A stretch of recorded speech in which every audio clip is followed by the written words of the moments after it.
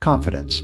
It's the invisible force that separates those who dream from those who do. The quiet strength behind every achievement, every risk, every victory. But here's the truth most people never learn. Confidence isn't something you're born with. It's something you build, brick by brick, step by step, decision by decision. Look at anyone you admire, a leader, a speaker, an athlete, a creator, and you'll notice one thing in common. They weren't always confident. They became confident through action. Confidence isn't a gift. It's a result. You see, your life moves in the direction of your self-belief. What you think of yourself on the inside determines what you create on the outside. If you believe you can, you find a way. If you doubt yourself, you find an excuse. That's why the first step to unstoppable confidence is to change the way you see yourself. Every person carries two versions of themselves, the one they are now and the one they could become. Confidence begins the moment you choose to live as the latter, before the world even believes it's possible. When I started my career, I wasn't confident at all. I was uncertain, full of doubt, and afraid of rejection. But one day, I realized something that changed my life. No one is coming to hand you confidence. You must create it yourself. Confidence is self-trust, and self-trust is built through repetition of courage. Every time you do what scares you, you grow stronger. Every time you act despite fear, you gain evidence that you can handle more than you thought. Think of confidence as a muscle. You don't get it by wishing for it. You build it through resistance. Every challenge, every fear, every failure is the gym where you grow unshakable belief in yourself.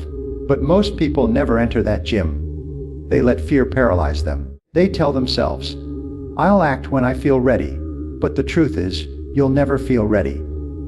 You gain confidence by acting first, not by waiting for permission. The secret is simple: action breeds confidence. Inaction breeds doubt. Each time you take a small step forward, no matter how afraid you are, you create proof that you are capable. And that proof becomes your foundation. When I began speaking publicly, I was terrified. My hands would shake, my heart would race, and my voice would crack. But I kept speaking, speech after speech, mistake after mistake, until one day, I realized the fear had turned into excitement. That's how confidence is born. Through repetition, through persistence, through doing the uncomfortable until it becomes familiar. Most people run from failure, but failure is confidence's greatest teacher. Every failure whispers, "You survived." And every time you survive, your belief grows. The person who fails and stands back up has more confidence than the one who never tries. Because true confidence is not, "I'll succeed." It's, "I can handle it if I don't." And here's something powerful. Confidence feeds on momentum. You don't need massive victories to feel strong. You just need to keep moving. Make your bed. Keep your promises. Show up. Do the little things consistently.